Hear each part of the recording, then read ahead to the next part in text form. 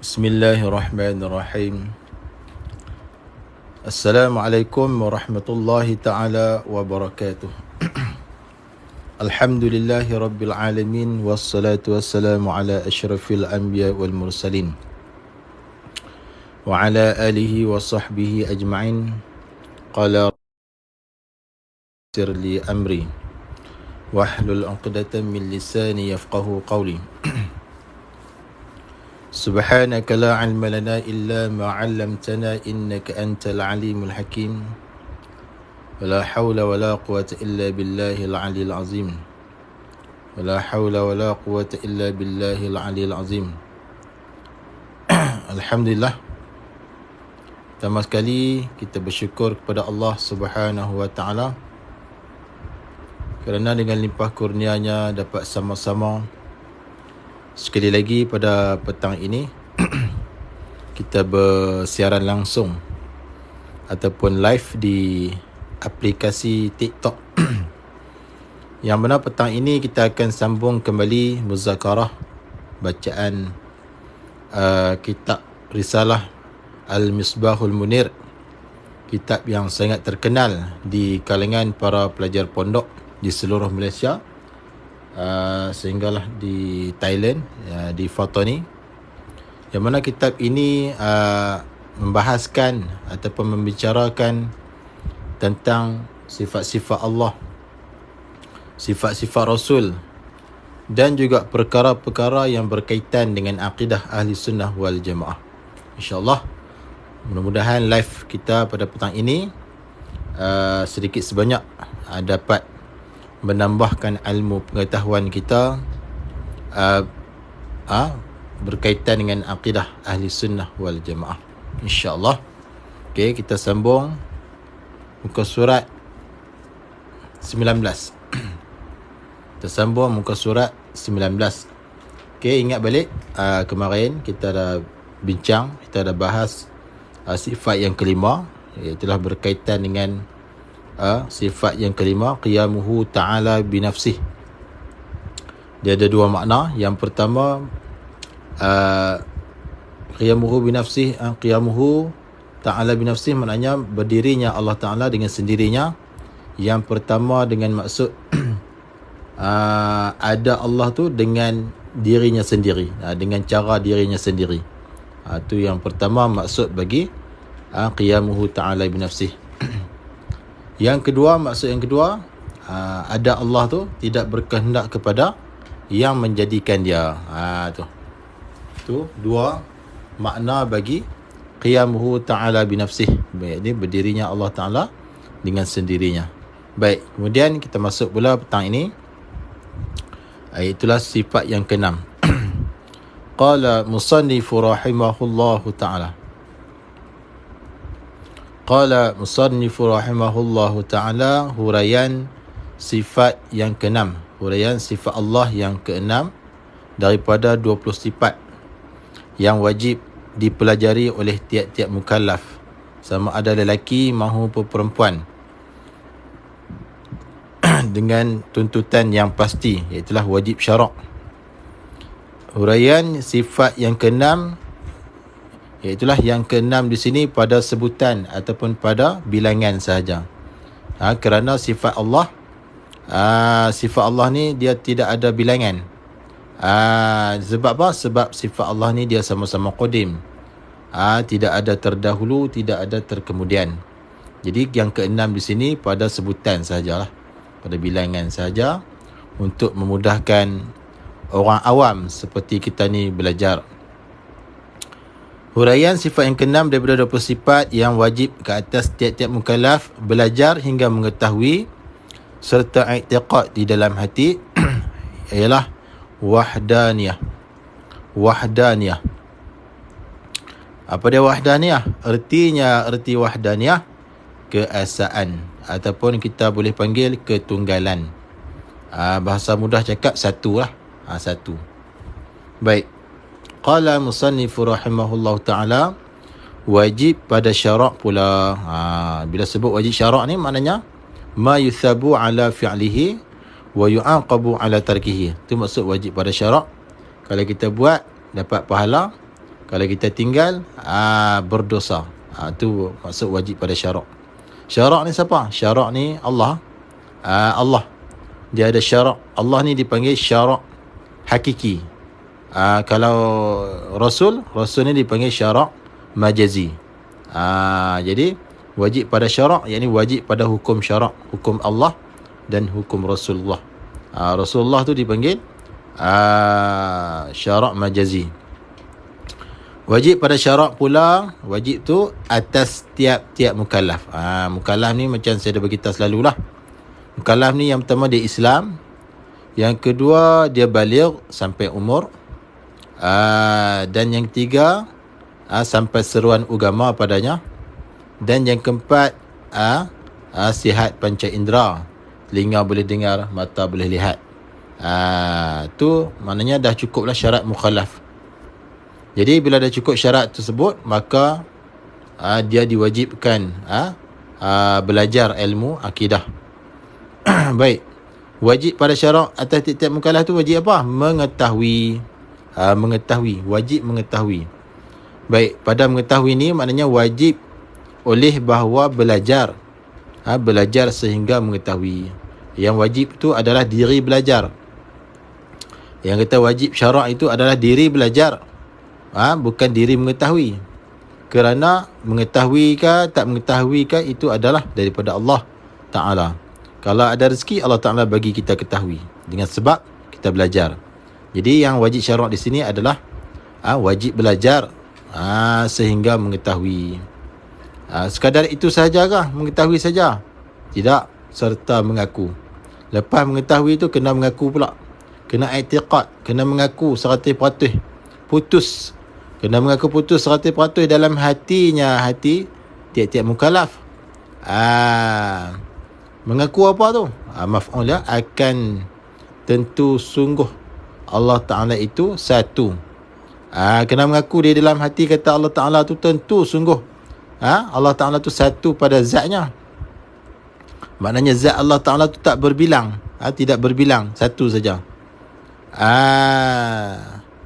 Dan pada sifatnya, satu Allah Ta'ala tu pada sifatnya. Maksudnya sifat Allah tu tak berbilang. Daripada satu jenis tu satu saja. Dia tak berbilang. 2, 3, 4 dan sebagainya. Dan pada af'alnya, pada perbuatannya, perbuatan Allah. Maknanya perbuatan Allah tu tak berbilang lah. Perbuatan pada pihak menjadikan, iaitu menimbulkan daripada tiada kepada ada, tu perbuatan Allah. Qala musannif rahimahullahu ta'ala, dan tidak berbilang-bilang. Lazim daripada kata Allah Ta'ala tu satu pada zatnya, pada sifatnya, pada af'alnya. Maknanya dan tidak berbilang-bilang. Maksudnya tak berbilang-bilang Allah pada zatnya, tak berbilang-bilang Allah pada sifatnya, tak berbilang-bilang Allah pada af'alnya. Af'al ni maknanya perbuatannya. Qala Allah Ta'ala, berfirman Allah Ta'ala di dalam Al-Quran, dalam surah Al-Baqarah ayat 163. Allah Ta'ala kata apa? Wa ilahukum ilahun wahid. Wa ilahukum ilahun wahid. Tuhan kata sendiri dalam Quran, dalam surah Al-Baqarah ayat 163. Ertinya, erti ni maknanya kalih bahasa. Daripada bahasa Arab ke bahasa kita lah. Erti daripada kata wa ilahukum ilahun wahid, dan bermula Tuhan kamu. Dan bermula Tuhan kamu itu ialah Tuhan yang satu. Ini Tuhan kata sendiri dalam Quran. Bermula Tuhan kamu itu Tuhan yang satu. Dan seperti firman Allah Ta'ala lagi dalam suratul Al-Ikhlas, Qul huwallahu ahad. Katakanlah olehmu wahai Muhammad, huwallah, dialah Allah, ahad, yang satu, yang esa. Jadi Allah Ta'ala kata sendiri dalam Quran, Allah tu esa, Allah tu satu. Maka satu itulah dikatakan wahdaniyah. Satu Allah itulah dikatakan wahdaniyah. Sifat wahdaniyah. Artinya keasaan, ketunggalan. Maknanya Allah tu satu. Tidak berbilang-bilang. Tidak berbilang-bilang. Qala musannif rahimahullahu ta'ala. Dan makna satu, ini makna ni bermula lah, kena pasang dengan makna bermula lah, sebab ni ayat lain lah. Ayat lain maknanya makna ni maksudnya jadi mubtada, khabar dia ialah, jadi kena pasang makna bermula. Dan makna satu pada zat, dan bermula makna satu pada zat tu, esa pada zat tu. Yang kata satu pada zat tu macam mana? Dan bermula makna satu pada zat itu ialah zat Allah Ta'ala tidak bersusun. Yang kata satu pada zat Allah Ta'ala tu macam mana? Ialah zat Allah Ta'ala tidak bersusun. Bersusun ni tidak berkapuh daripada beberapa zat, daripada beberapa juzuk lah, zat yang boleh dibilangkan. Tu maknanya zat Allah Ta'ala tu dia tak berkapuh, dia tak bersusun daripada beberapa juzuk, daripada beberapa zat yang boleh dibilangkan dengan sekurang-kurang bilangan. Macam mana tu? Taswir dia nak gambarkan macam mana dengan sekurang-kurang bilangan tu, dengan bahawa boleh dikerat. Kalau panjang boleh kerat ataupun dipotong. Kerat dengan potong ni lebih kurang lah. Sekiranya zat itu panjang, boleh dikerat, boleh dipotong dua, boleh dipotong dua atau dibelah dua. Sekiranya zat itu lebar, boleh dibelah dua atau dikerisik. Kerisik ni jika tebal. Jika zat itu tebal, boleh dikerisik. Kerisik ni maknanya diketam. Kalau kayu tu diketam, kalau zat itu tebal. Baik. Dikerisik dua. Contoh dia seperti segala zat yang baru, yakni zat kita. Zat baru, kita ni zat baru lah. Zat kita ni boleh dikerat. Boleh tak kerat? Boleh. Zat kita boleh kerat, zat kita boleh potong, zat kita boleh boleh dibelah. Zat kita boleh belah, dan zat kita juga boleh dikerisik. Kerisik ni boleh diketam. Sebab zat kita ni ada panjang, ada panjang zat kita ni, dan zat kita juga ada susunan daripada beberapa juzuk.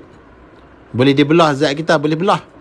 Tengok macam kita belah lembu tu, lapah lembu, belah lembu, belah kepala, belah paha, tu. Boleh kerat, kerat paha, kerat kerat kaki,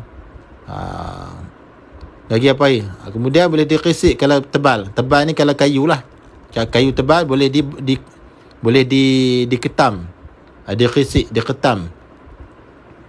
Tu zat baru, tu zat kita. Ada yang tanya kitab apa lah? Kitab Misbahul Munir. Kitab Misbahul Munir. Baik, jadi zat kita ni nampak, kalau kita tengok nampak macam satu lah, zat baru. Macam kita seorang manusia kan, nampak macam satu, padahal boleh dikerat, boleh dibelah, boleh dikerisik. Jadi kita ni tak dipanggil satu. Kita ni berbilang. Bila kita kerat, sebab tu ada kes pembunuhan, kerat manusia 18 khatam. Itu menunjukkan kita berbilang, kita ni daripada beberapa juzuk. Tu. Jadi zat Allah Ta'ala bukan macam tu. Zat Allah Ta'ala tak boleh dikerat sebab tidak ada panjang, tak boleh dipotong, tak boleh dibelah sebab tidak ada lebar, tak boleh dikerisik sebab tak tebal. Tu zat Allah Ta'ala lain, dia tak sama macam baharu. Kita baharu ada panjang, boleh dikerat, ada lebar, boleh dibelah, ada tebal, boleh dikerisik, boleh diketam. Tu. Maka jika fardu takdir lah, maka jika fardu takdir bersusun, jika bersusun yang boleh dibilangkan itu, jikalah fardu takdir bersusun yang boleh dibilangkan itu, sekurang-kurang dua lah. Susunan itu sekurang-kurangnya dua, maka dinamakan dia kam muttasil. Kam muttasil pada zat. Artinya bilangan yang berhubung pada zat. Kalau lah kita kata ni fardu takdir, Tuhan tu bersusun. Kalau lah.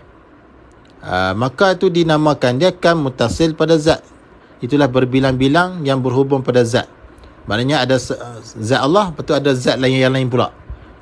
Zat yang lain pula. Yang serupa macam zat Allah. Yang tu dipanggil apa? Kam muttasil. Kam muttasil iaitulah bilangan yang berhubung pada zat. Dan juga dikatakan jisim. Dan juga dikatakan jisim. Jisim apa dia? Yakni bilangan yang berhubung pada zat itu. Sekurang-kurang 2 dikatakan jisim. Jisim pun macam itulah, benda yang boleh dibelah bahagi. Jisim artinya segala zat yang baru yang boleh dibahagikan. Itu dikatakan jisim. Jisim, jirim ni benda yang sama. Jirim tu juga dipanggil jisim kerana diri jirim tu boleh dibelah bahagi. Sekurang-kurangnya 2. Boleh dibelah 2. Pada pihak panjang boleh dikerat. Pada pihak lebar boleh dibelah. Pada pihak tebal boleh diketam, boleh dikisik. Dan jika zat Tuhan dapat dibahagikan, jika ni fardu takdir lah, pada hakikat tak pun. Dan jika zat Tuhan dapat dibahagikan dan dapat dibilang, ini sekurang-kurangnya 2 lah, sekiranya fardu takdir ni, maka tidak dikatakan satu. Kalau zat Tuhan pun boleh dibahagi, boleh dibilang, maka tak dikatakan satu lah. Bahkan dikatakan menyerupai dengan makhluk pula. Bila zat Tuhan, kalau fardu takdir macam tu, boleh dibahagi, boleh dibilang, maka tak kata satu lah. Kita tak panggil esa lah. Bahkan kita boleh kata menyerupai dengan makhluk pula. Sama macam makhluk lah pula. Boleh dibahagi, boleh dibilang. Tu dikatakan esa pada zat. Tu. Qala musannaf, dan makna satu pada zat, dan bermula makna satu pada zat itu pula. Yang kata satu pada zat tu macam mana? Tidak ada zat yang lain. Tidak ada zat yang lain, zat orang yang lain lah, yang boleh berbilang-bilang dengan zat Allah Ta'ala. Sekali dengan zat Allah Ta'ala. Tu. Mana tidak ada zat yang lain yang boleh berbilang-bilang dengan zat Allah Ta'ala. Maknanya ada zat yang lain serupa macam zat Allah Ta'ala. Itu maksudnya. Maka jika ni fardu takdir, jika ada zat yang lain seperti zat Tuhan, serupa macam zat Tuhan, ada zat yang lain lah, yang boleh berbilang-bilang dengan Tuhan, maka dinamakan dia kam munfasil pada zat. Kam munfasil pada zat. Kalau ada zat yang lain yang serupa dengan zat Tuhan, yang boleh berbilang-bilang, maka dipanggil kam munfasil pada zat. Artinya bilangan yang berasing-asing pada zat. Zat Tuhan satu, zat yang hak lain tu pun satu. Yang tu dipanggil kam munfasil pada zat. Maka tidak dikatakan satu juga. Maka kalau macam tu pun tak dipanggil satu juga. Sebab ada zat lain yang serupa dengan zat Allah, yang berbilang dengan zat Allah. Maka kalau macam tu tak dipanggil satu juga. Baik. Qala musannif, dan makna satu pada sifat. Satu tadi satu pada zat. Ni satu pada sifat pula macam mana? Dan makna satu pada sifat itu macam mana? Ialah tidak ada di zat Allah Ta'ala dua sifat umpamanya daripada jenis yang satu. Contoh dia seperti dua qudrah dan dua iradah, dan umpamanya lah dua ilmu, dua hayat, dua sama', dua basar, dua kalam. Tidak ada pada zat Allah Ta'ala tu satu jenis sifat tu dua. Contohnya qudrah tu ada satu saja yang ada di zat Allah, tapi ada dua. Yang tu tak boleh ada dua. Qudrah di zat Allah, tak boleh ada dua iradah pada Allah. Itu maksudnya. Maka jika ada dua sifat itu, iaitu dua qudrah, dua ilmu, dua hayat, dua iradah di zat Allah Ta'ala, jika fardu takdir lah kalau ada dua-dua, maka dinamakan dia kam muttasil pada sifat. Yang dikatakan dua qudrah, dua iradah pada zat itu, dikata kalau ada, yang tu dipanggil kam muttasil pada sifat. Artinya bilangan yang berhubung pada sifat. Tu. Baik. Qala musannif, dan iaitu yang kata bilangan yang berhubung pada sifat tu. Contohnya sekira fardu takdir ada dua kudrah pada zat, dua iradah pada zat, maka dan iaitu batil, karut, mustahil. Kerana apa? Kerana kedua-dua sifat itu kerana kedua-dua sifat itu tidak meratai ta'alluqnya, yakni tugasnya. Sekiranya dua kudrah ada pada Tuhan, maka itu mustahil, bohong, karut. Kerana apa? Kerana kedua-dua sifat itu dia tidak boleh nak meratai, menyeluruh takluk dia, tugasnya. Tugas kudrah apa dia? Takluk dia, takluk taksir, memberi bekas. Memberi bekas. Maknanya kalau dua kudrah ada pada zat Allah, maka takluk dia tak boleh nak meratai. Takluk kudrah itu tak boleh nak menyeluruh. Sebab ada dua kudrah. Itu dikatakan mustahil. Di zat Allah Ta'ala ada sampai dua kudrah, dua iradah dan sebagainya. Itu dipanggil kam muttasil pada sifat, bilangan yang berhubung pada sifat. Itu makna esa pada sifat yang pertama. Dan makna satu pada sifat pula. Dan bermula makna satu pada sifat pula ialah tidak ada pada yang lain, pada yang lain daripada Allah Ta'ala lah, sifat seperti sifat Tuhan. Maknanya yang dikatakan satu pada sifat pula, maknanya tidak ada yang lain yang ada sifat seperti Tuhan kita, seperti sifat Tuhan kita, yang boleh mengadakan dan boleh meniadakan apa-apa makhluk. Maknanya tidak ada yang lain tu daripada Allah Ta'ala tu ada sifat serupa macam sifat Allah. Pada pihak mengadakan dan boleh meniadakan apa-apa makhluk. Maka jika ada juga pada bilangan pada yang lain lah, maka jika ada pada yang lain sifat-sifat seperti sifat-sifat Tuhan itu, maka dia dinamakan dia dengan kam munfasil pada sifat. Kam munfasil pada sifat, artinya bilangan yang berasingan pada sifat. Sifat Allah pun ada sifat kudrah, yang lain pun tu pun ada sifat kudrah juga macam Tuhan kita. Yang tu dipanggil kam munfasil pada sifat, artinya bilangan yang berasingan pada sifat. Maka tidak lagi dikatakan satu, tak dikatakan satu lagi. Maka tak dikatakan satu dah lah macam tu. Sebab Allah pun ada sifat kudrah, yang lain pun ada sifat kudrah, sama macam zat, sama macam sifat Tuhan kita. Maka yang tu tak dipanggil satu dah. Yang tu dipanggil bilangan yang berasingan pada sifat. Qala musannifu rahimahullahu ta'ala, dan makna satu pada perbuatan Allah itu, yang dikatakan maknanya selesai lah. Esa pada zat kita dah bahas dah, esa pada sifat pun kita dah bahas dah. Kita masuk pula makna satu pada perbuatan. Makna esa ataupun satu pada perbuatan itu, perbuatan Allah tu. Macam mana yang kita perbuatan Allah tu satu tu, tak berbilang tu, ialah tidak ada perbuatan yang lain, tidak ada perbuatan yang lain daripada Allah Ta'ala lah, bersekutu, yakni berkongsi. Bersekutu ialah berkongsi dengan perbuatan Allah Ta'ala. Maknanya tidak ada perbuatan yang lain daripada Allah Ta'ala yang berkongsi dengan perbuatan Allah Ta'ala. Itu maksud satu pada perbuatan. Maka jika ada, kalau ada jugalah perbuatan pada yang lain daripada Allah Ta'ala tu yang bersekutu, yang berkongsi dengan perbuatan Allah Ta'ala, kalau ada lah, maka dinamakan dia kam muttasil pada perbuatan. Apa dia kam muttasil ni? Bilangan yang berhubung pada perbuatan. Sebab ada yang lain tu duk berkongsi dengan perbuatan Tuhan kita. Yang tu dipanggil kam muttasil pada perbuatan, bilangan yang berhubung pada perbuatan. Dan iaitu yang kita kam muttasil pada perbuatan tu, bilangan yang berhubung pada perbuatan tu, batal, karut, mustahil. Kerana apa?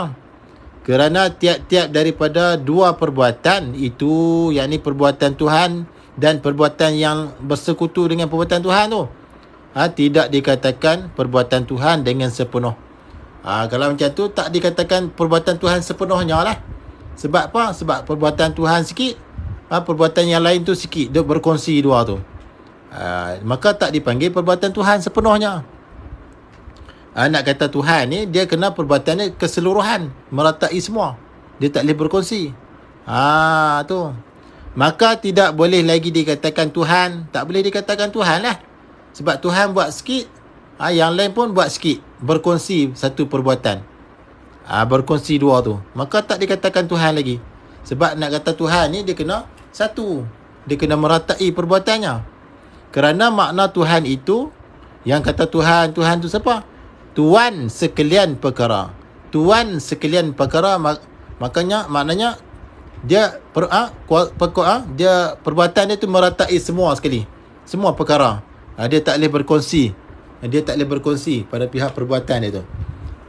Tapi kalau kawan duduk kongsi sikit, Tuhan pun guna sikit perbuatan, buat sikit, kawan tu buat sikit, maknanya berkongsi pada perbuatan, maka tak dikatakan Tuhan. Kerana makna Tuhan itu Tuan. Tuan sekalian perkara. Dan apabila dua, yakni dua Tuhan, nescaya dikatakan Tuan setengah-setengah perkara. Hak ini yang kawan tu hak yang tu hak kawan ni buat. Maknanya jadi kawan tu buat sikit, kawan ni buat sikit. Maka tak dikatakan Tuhan juga. Nak jadi Tuhan ni, dia kena sekalian perkara tu dia yang buat. Perbuatan dia semua. Dia tak boleh berkongsi dengan yang lain. Itu maksud dah. Baik, qala musannifu rahimahullah ta'ala, dan makna satu. Dan bermula makna satu pada perbuatan pula. Yang kata satu pada perbuatan tu, tidak ada perbuatan daripada yang lain daripada Allah lah, yang berasingan pula. Contohnya seperti perbuatan tidak ada perbuatan daripada yang lain daripada Allah yang berasingan. Berasingan daripada mula-mula lagi lah, seperti perbuatan Allah Ta'ala. Maknanya tidak ada perbuatan yang lain seperti perbuatan Allah tu, secara berasingan tidak ada. Maka jika ada, kalau ada lah perbuatan yang lain yang berasingan, ada tu serupa macam perbuatan Allah Ta'ala juga, maka dinamakan dia kan munfasil pada perbuatan. Tuhan kita ada perbuatan, dia pun ada perbuatan juga. Tu maksud dah. Artinya bilangan yang berasingan. Bilangan yang berasingan pada perbuatan. Dan iaitu bilangan yang berasingan pada perbuatan tu, Tuhan kita ada perbuatan asing. Yang lagi satu pun ada perbuatan serupa macam perbuatan Tuhan kita, ada asing, iaitu mustahil, tertegah, tak ada, karut. Tu maksud dah. Kerana apa? Kerana keduanya itu tidak meratai pemerintahannya. Kalau kawan tu ada setengah, Tuhan pun ada setengah perbuatan, maka tidak meratai perbuatannya. Jadi tak meratai. Kawan tu buat sikit, kawan ni buat sikit, tak boleh. Mustahil. Kalau begitu, tetaplah Tuhan itu satu, tidak berbilang-bilang. Kalau kata macam tu, yang kata tidak meratai pemerintahan yang tu, kalau begitu tetaplah Tuhan itu satu, tidak berbilang-bilang pada zat, pada sifat dan pada perbuatan. Tu. Qala musannif rahimahullahu ta'ala. Dan dalil, dan bermula dalil, iaitu percaman atas satu Tuhan. Atas satu Tuhan dan tidak berbilang-bilang itu tu. Mana ada dalil yang kata Tuhan tu satu dan Tuhan tu tak berbilang-bilang? Mana ada dalil? Ialah kita fikir. Jadi kita fikir dengan akal. Jikalau Allah Ta'ala tidak esa, tidak satu atau tidak satu, samalah. Nescaya adalah Tuhan itu berbilang-bilang. Kalau Tuhan tu tak satu, maka dia berbilang-bilang. 1, 2, 3, berbilang-bilang. Sekurang-kurang bilangan itu 2. Contohnya Tuhan tu ada 2 lah contohnya. Maka jika Tuhan tu 2, contohlah fardhu takdir. Kalau Tuhan tu ada 2, nescaya tidak lepas, tidak terlepas daripada bersetuju kedua-dua itu atau berselisih kedua-dua itu.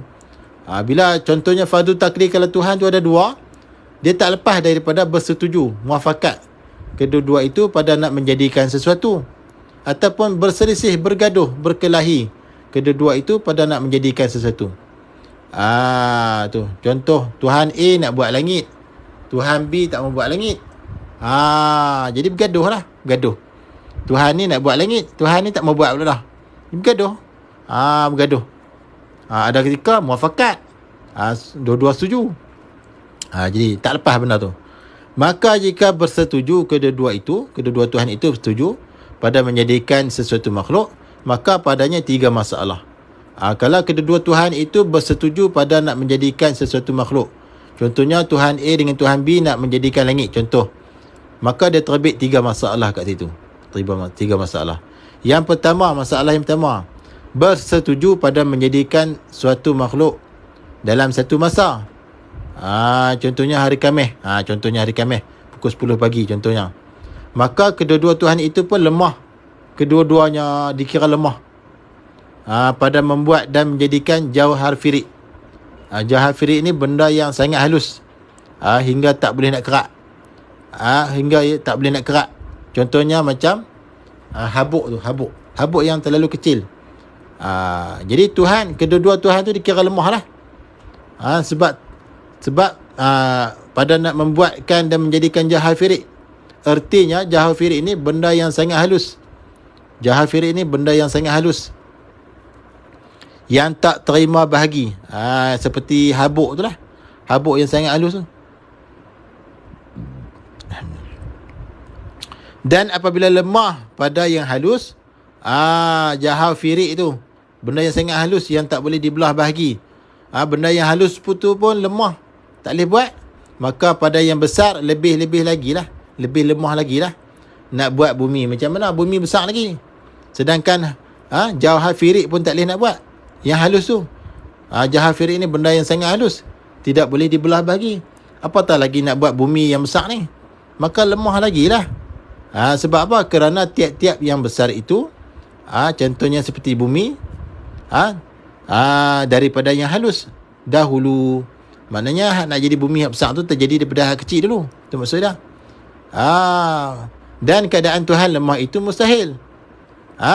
Keadaan Tuhan lemah tadi itu mustahil lah. Sebab apa? Kerana makhluk ini sudah ada. Makhluk itu sudah ada, yang menunjukkan Tuhan tu kuasa. Jadi makhluk ni ada dah menunjukkan Tuhan tu ada kuasa. Kalau dua Tuhan dikira lemah. Sebab nak menjadikan benda yang kecil pun tak boleh. Macam mana nak jadi benda yang besar? Yang mana benda kecil itu pun, benda yang besar itu pun berasal daripada benda kecil juga. Jadi mustahil. Tuhan tu lemah. Sebab makhluk ni sudah ada. Kita boleh tengok dengan mata kepala. Makhluk ni sudah ada, yang menunjukkan Tuhan tu kuasa.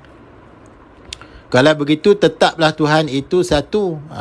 Kalau begitu, kalau kita Tuhan tu tak lemah, yang mana makhluk ini menunjukkan Tuhan tu kuasa, kalau begitu tetaplah Tuhan itu satu, tidak berbilang-bilang. Tu masalah yang pertama. Kemudian masalah yang kedua pula, pada kata dua Tuhan tadi, Tuhan A dengan Tuhan B tu bersetuju pada menjadikan sesuatu makhluk itu. Itu masalah yang pertama tadi. Ini masalah yang kedua pula, iaitulah kedua-dua Tuhan itu bersetuju pada menjadikan suatu makhluk. Menjadikan itu atas jalan dahulu dan kemudian. Tu timbul dua masalah pula. Yakni muafakat pada satu masa. Nak jadi hak nu dulu, lepas tu jadi hak lain pula kemudian. Seperti satu Tuhan, yakni Tuhan A, menjadikan suatu makhluk, contohnya lembu, itu pada jam 10, contohlah. Dan yang satu lagi, Tuhan Tuhan B, itu menjadikan makhluk, kita kata lembu jugalah, juga pada jam 11. Tuhan A menjadikan lembu pada, contohlah lembu lah makhluk, pada pukul 10. Manakala Tuhan B menjadikan makhluk, contohnya lembu juga, pada jam 11. Selang sejam lah. Maka yang menjadikan pukul 11 itu dipanggil apa? Tahsilul hasil. Artinya mendapatkan makhluk yang sudah ada. Tahsilul hasil, menjadikan benda yang sudah ada. Yang menjadikan pukul 11 tu. Sebab Tuhan yang menjadikan pada pukul 10 tadi tu buat dah. Buat dah. Kemudian Tuhan B pula menjadikan makhluk tu pada pukul 11. Maknanya Tuhan B tu menjadikan makhluk yang sudah ada. Sudah dibuat oleh Tuhan yang pertama tadi. Itu maksudnya. Maka lemah hak yang kedua tu kira lemah. Hak kedua tu kira lemah, Tuhan yang kedua tu. Sebab dia telah menghasilkan benda yang sudah ada. Yang sudah dijadikan oleh Tuhan yang pertama tadi tu. Dan apabila lemah Tuhan yang kedua tu, dan apabila lemah yang kemudian itu, Tuhan yang kemudian itulah, Tuhan yang kedua tu, yang dahulu itu pun lemah juga. Yang Tuhan A itu pun kira lemah juga. Yang menjadikan makhluk pada pukul 10 tadi tu. Maka apabila lemah kedua-duanya itu, kedua-dua Tuhan tu lemah, nescaya tidak dapat suatu daripada makhluk ini. Bila kita lemah dua-dua Tuhan tu, maka makhluk ni tak ada lah. Dan iaitu tidak dapat suatu daripada makhluk ini tu mustahil. Karut, bohong, akal tak boleh terima. Sebab apa? Kerana makhluk ini ada makhluk ini dengan musyahadah, dengan dipandang dengan mata kepala. Kita nampak dah dengan mata kepala ada makhluk. Jadi tak bolehlah kata Tuhan tu lemah. Kalau begitu, tetaplah Tuhan itu satu jua, tidak berbilang-bilang. Tidak berbilang-bilang. Okey, itu masalah kedua. Pada kata, kedua-dua Tuhan tadi bersetuju pada menjadikan sesuatu makhluk. Masalah yang ketiga pula, iaitu kedua-dua Tuhan itu bersetuju pada menjadikan lain-lain makhluk. Lain-lain makhluk pula. Seperti satu Tuhan. Kita kata Tuhan A menjadikan langit. Dan yang satu lagi, Tuhan yang satu lagi itu pula menjadikan bumi. Satu Tuhan menjadikan langit, satu Tuhan nak jadikan bumi.